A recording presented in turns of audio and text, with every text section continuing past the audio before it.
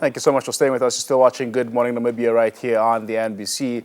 Now, the African Peer Review Mechanism is celebrating its 20th anniversary today, the 9th of March 2023, under the theme 20 Years of Promoting Good Governance and Democracy, as well as encouraging peer learning and experience sharing in Africa.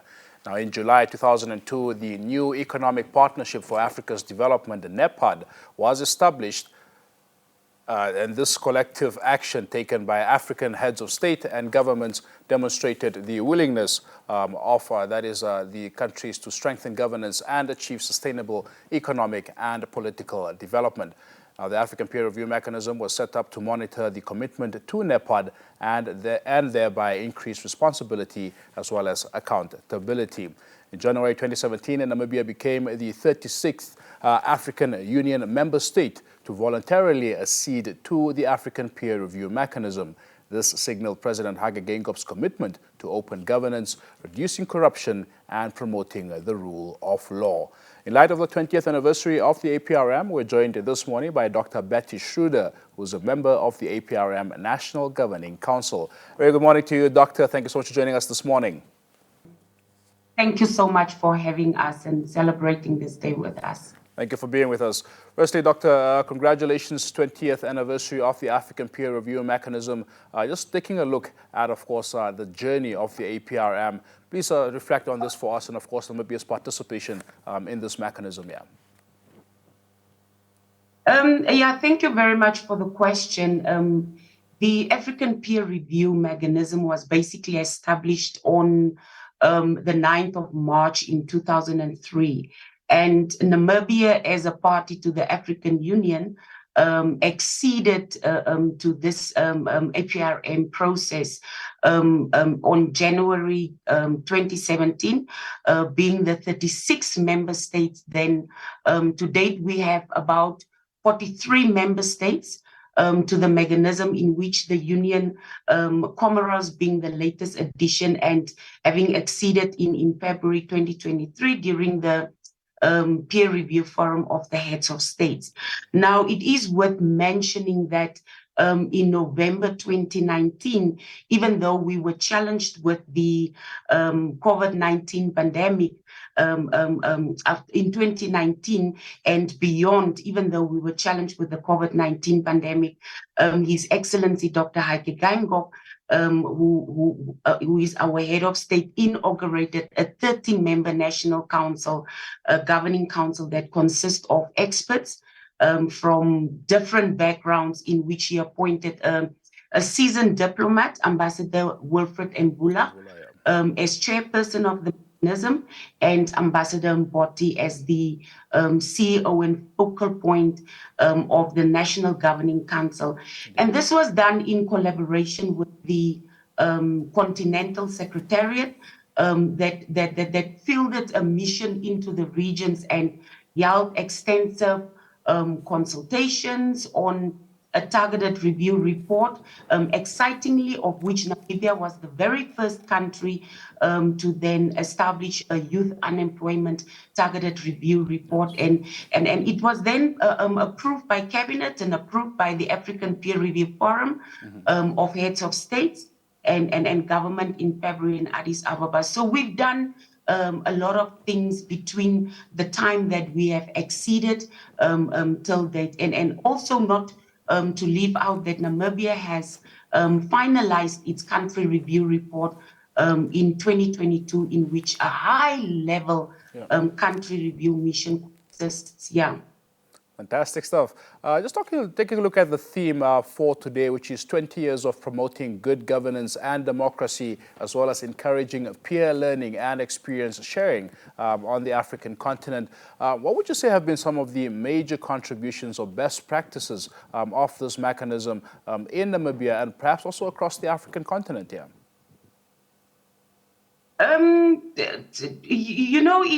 It's worth mentioning that 2 decades have passed, since the 9th of March 2003, African Peer Review Mechanism that was, as you correctly stated in the beginning, founded by NEPAD, heads of state summer during the Abuja in Nigeria. We basically, in these 20 years, we completed country peer reviews in 26 member states, as well as second generation peer reviews in 5 member states, and targeted peer reviews in these 5 member states. And over the past 20 years, the APRM has grown tremendously from a voluntary association of member states to a fully institution of the African Union. And through the mechanism, we ensured that we revitalized from 2016 to 2020 in 6 priorities, and Namibia is obviously included in this.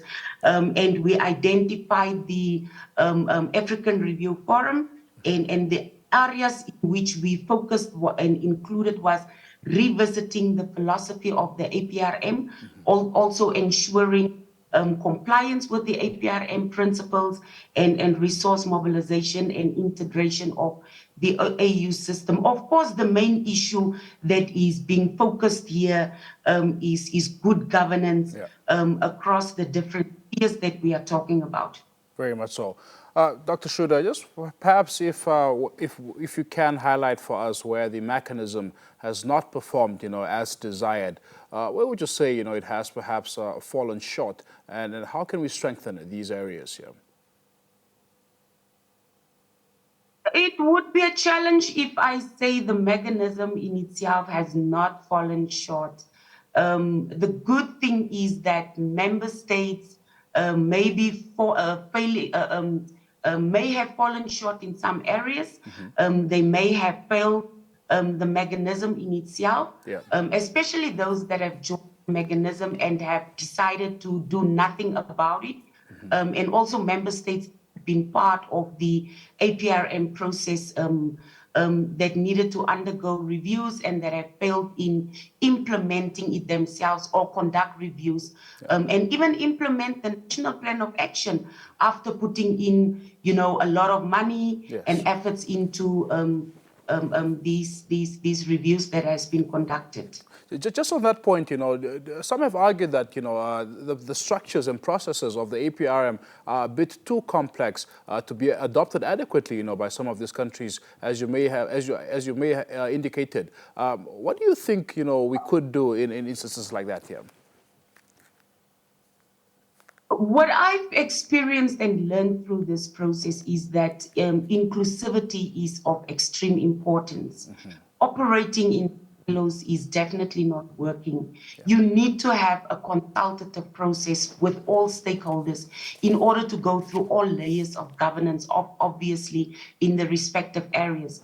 Have the right stakeholders on board and ensure that you have the buy-in of everyone. And of course, for those who go through these processes or conduct these reviews, to remain eminent to the process and be honest about the challenges that we are facing as different countries. And we see the Namibian branch of the APRM doing that. You've involved civil society. Just talk to us about the importance of, engaging civil society and having data-driven approaches on strengthening, the impact of the APRM on governance, on democracy, and of course on human rights, especially across the continent, but also here in Namibia. I would say that, first of all, we need to recognize that for this process, as much as all the other stakeholders are important, it is more critical that civil society in the participation of the APRM programs in Namibia is recognized as an essential imperative. From a political point of view, civil society organizations are viewed as neutral and critical of government policies, as they most of the time seek maximum delivery of quality. They seek public goods and services. They want to be part of the process. But on the other hand, it's important that data is important in the planning process as well as in the implementation of not only the APRM programs. I would, however, want to say that it is noticed that data and good and current data is not always available, and thus constituting a data gap with serious implications for implementation on national programs is of an issue. So we hope that with the strong participation of the civil society in the APRM process and the matter in Namibia, and perhaps the perception that government has on the civil society based on them being outspoken and critical towards the attempts of government, calling for government action on matters of importance, will effectively arouse policymakers to accelerate the design of interventions or policy, for that matter, that would assist in yielding positive socioeconomic results and, of course, political stability within our national frameworks. And you've, not so long ago at the Youth Unemployment Targeted Review report launch, you spoke about, operating and creating better synergy amongst stakeholders, admitting that, stakeholders often operate in silos. Dr. Schroeder, how can we foster better cohesion to attain optimal results of this mechanism? As you rightfully put it also, civil society is often seen as, a critique of government, but how can we better these relations for the good of this mechanism? I would continue to overemphasize that inclusivity is of critical importance. It's worth noting that the APRM National Secretariat, and I really have to give a lot of credit to them, they have embarked on an experience sharing trip to Uganda, where the delegates will meet with their counterparts in the APRM family, of course, trying to see how they can better understand the structures for Uganda and how they can then use Uganda's experiences into the Namibian experiences in order for us to learn as to how effectively they have done this. And of course, embarking on these details. But in terms of activities that are lined up for the year, the APRM Namibia would have a very busy schedule of including all the stakeholders. When we started our peer review targeted reports, unfortunately, with the first time, as I indicated, it was COVID, and with the second time, we did the country peer review. It was during November, December, where we know that most of the stakeholders are basically planning to close off the year. So the report has been a good outcome, but it could have been much more better if we had the input. So inclusivity is important, and the implementation of the recommendations of the target review report that you referred to on youth unemployment would be put to implementation and monitoring with progress reports, and also expected to be produced for submission to the peer review forum of the heads of states and government in 2024. So yes, a key focus is that the Namibian office is also expected to play an important role in the monitoring of the implementation of the Sustainable Development Goals, as well as the African Union Agenda 2063, the second 10-year implementation plan, which is expected to commence soon. So this is the account of the APRM process activities that are lined up for the year ahead. And our wish is really that it will be an inclusive process, and that through the Secretariat and our continuous efforts that we will keep the nation informed, of course, because this year will be a year where we will try to raise more awareness and be more engageful. Right, fantastic. Dr. Schroeder, just as we of course observe 20 years of the African peer review mechanism, how will the Secretariat, how will the Governing Council observe today?